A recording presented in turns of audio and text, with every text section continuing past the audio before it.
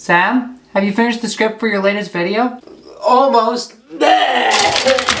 Well, I just wanted to let you know that there's a new Spyro game out. Really? Oh wow, I love Spyro. My favorite Spyro game is Spyro Enter the Dragonfly. I'm just really happy that this platforming mascot is back. Yeah! Why? That is the question I think about every time I see Skylanders. And I see them a lot, they're on my desk. But released in 2011, after the death of UB Funky, Skylanders became a mega hit, in part due to piggybacking off of the Spyro IP, but also the NFC figurines. You can collect the figures, play the game, bring your save data on the Skylanders to a friend's house, and play with them when you can't afford your electrical bill because you had to buy 2 Guild Grunts. It's inhumane not to keep them in pairs.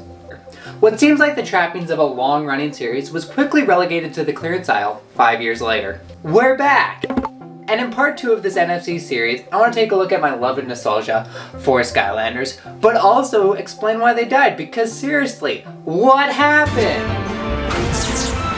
That's definitely copywritten. The story of Skylanders has the evil Chaos use a ray to shoot Skylanders into space where they travel to our world while getting wrapped in highly marketable plastic. Space junk has really gotten out of hand these days. By placing the toys on the Portal of Power, they get transported into the game as they fight back against Chaos in super boring gameplay. Yes, I understand it's a kid's game, and the beat-em-up genre was popular at the time, but this was my Spyro. So my standards are low, and even as a kid, I thought the gameplay wasn't very good. You have 2 moves, and while you can level them up on a skill tree to do different things like holding for a charge attack, the challenge comes from lots of enemies, so you just end up using your normal attack anyways. And it's very disappointing because some of these characters have very complex combo systems like Stealth Elf, and they're fun to use, but it's just underutilized due to the game design. And I'll talk about the player versus player later on, but it's a blast because you can use all of your combos on one large high-powered enemy. Exploration involved completing light environmental puzzles that would be fun if they just had a little extra difficulty. And while traveling through the game, you would find gates that you can't get through without a figure of that specific element.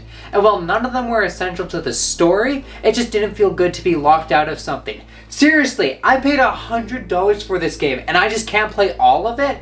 Activision somehow made microtransactions worse. If I had the choice, I would never buy this game again. What can I say? This one has a jump button.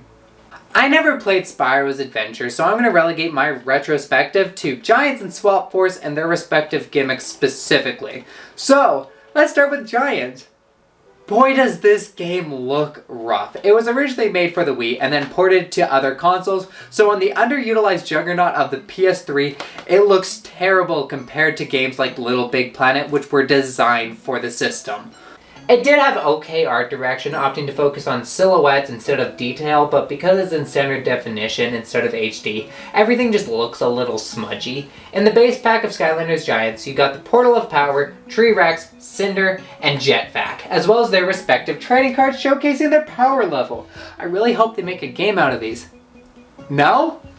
They made a trading card game using different cards? What really shines in these games and made me want to play them as a kid was the story and the comedy. Because instead of having like an evil villain, they just opted Chaos to be like a goof. He's just a little goofball running around doing his schemes. And like, not every joke landed, but because it's slapstick, most of them did. Giant starts out with the backstory that the original Skylanders liberated the villagers from the rule of the Archaeans by defeating the Archaean king and removing his source of power, the giant Fist of Arcus. But Chaos finds an Archaean robot and a map to the location of the Fist of Arcus. If he gets the fist, he can reactivate a giant robot army and take over the world. But he's no match for the Skylanders, Kronk in a fursuit, and a conspiracy theorist worried about chemtrails. The main gimmick are the Giants, which are Skylanders, but big! They can do feats of strength to get chests and throw boulders at enemies. It's not an amazing gimmick, but the toys were cool and the ads would light up when placed on the Portal of Power. The level designs were also a lot of fun. Each world felt unique, my favorite being this doll world where by hitting a switch you can bring the toys to life. I wonder where they got that idea from. Chaos and you race to the Lost City, but Chaos gets there first and the Fist of Arcus turns him into a giant robot. So the Skylanders have to defeat Robo Chaos with the help of the conspiracy theorist and his mech. Yeah, he gets a mech at one point. It's a weird part of the story. A depressed ghost possesses the machine and they fight together. It's not important. What is important is Chaos is defeated and peace is restored to the land. Until a year later when Activision decided they needed more money. Skylanders Swap Force. It's pretty good. Thank God they went to HD though, because this game looks way better. To manage the short development time, they swapped between developers to be able to make a yearly release date. And so Vicarious Visions made this one, as the original team at Toys for Bob worked on Trap Team. Vicarious Visions actually had experience with the IP, as they were the ones who made the 3DS version of Spyro's Adventure, which is often considered the better game compared to the console version. It had more frantic gameplay, a higher skill ceiling, and platforming.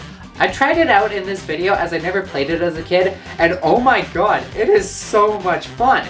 It's what I thought Skylanders was gonna be. It feels like a Spyro game with more characters. Did they include all of these great ideas into Swap Force? They added a jump button. They added a jump button which does allow for more complex movement, but it's still a game made for babies. Like all base sets, Skylanders Swap Force came with 3 characters: Swashbuckler, Blast Zone, and Stealth Elf, who I don't have anymore because I traded for this Trigger Happy. But unlike Giants, you couldn't buy just the characters and the game, you also had to buy the new Portal of Power in order to use the gimmick. Swappable, unstoppable. Skylanders Swap Force. Each character has 2 halves which can be taken apart and put onto another Skylander to create a new combination. And this was really cool. I love trying out all the new combinations, as the top and bottoms had separate skill trees and the possibilities really felt endless. This is Hoot Loop, this is Jet Loop, and this is Fruit Loop. As for the story, Chaos finds dark matter at a new continent and uses it to corrupt the henchmen, creating evil henchmen. So you once again team up with Furry Kronk and a girl who doesn't pass the Bechdel test to find ancient guardians that you can use to defeat Calamity Chaos. I'm just saying, Skylanders hop so Breath of the Wild could glide. This was also the first game where you meet Chaos's mother, who had the best boss fight. Because she is also a portal master, she would disappear and hide inside your portal until you took your Skylander off and put it back on. It was a really cool boss fight, and I know this is an unpopular opinion because everyone respects the OG, but with the DS versions and Swap Force, I truly believe that Vicarious Visions had a better handle on Skylanders than Toys for Bob did. Both games came with their own mini-games, which honestly were more engaging than the main game, as they had a certain level of difficulty. Giants had Sky Stones, which was a deck building game where as you traveled around the world, you would find more powerful pieces and you could play against various NPCs to earn new cards or hats. It was honestly my favorite part of this game because you could give yourself a bad deck and see how far you could get. If anyone knows of like an indie remake version of this game, please let me know in the comments below. And if there isn't one, someone please make it for mobile. It'd be a fun little game to just play before you go to bed. There were also locked puzzle minigames, where to unlock things, typically chests, you had to get this little guy to the goal by tipping the lock. The least amount of flips you do, the higher the score. Swap Force also had a lockpicking minigame, but instead you had to get these charges to their respective square while collecting all the lightning bolts. Both are great little brain teasers, with Spark Blocks being 2-player. However, I did find the original game to be more fun because of this little guy screams every time you turn the lock. Swap Force didn't have Sky Stones, but instead they had Swap Force Zones, where you had to use a specific Swap Force character to play through the different minigames based on their bottom base ability, like climbing, flying, teleporting, dig, bounce, speed, sneak, or spin. And that brings me to the end of my experience with Skylanders. I never played Trap Team, even though I wanted to. Superchargers looked cool, but I had Mario Kart, and Imaginators felt like they just gave up. How about you don't get a toy and just buy our game? In 2016, Skylanders was unceremoniously discontinued, and while most people chalk it up to a decreasing market share with other Toy to Life games coming out, I want to point out that Skylanders kept getting more expensive as they added more gimmicks, and with yearly releases, it was a series that was really hard to keep up with. It also took up a lot of retail space. There were entire walls dedicated to Skylanders, and while that was good in the beginning years of the fad, it was an investment that some businesses weren't willing to make year over year. I also think that Toys to Bob kind of lost the plot at Trap Team. Instead of you having a nice toy that you could play with outside of the game, they made you buy a hunk of fancy plastic that you could only use in the Portal of Power in the game. And they did this with Imaginators as well.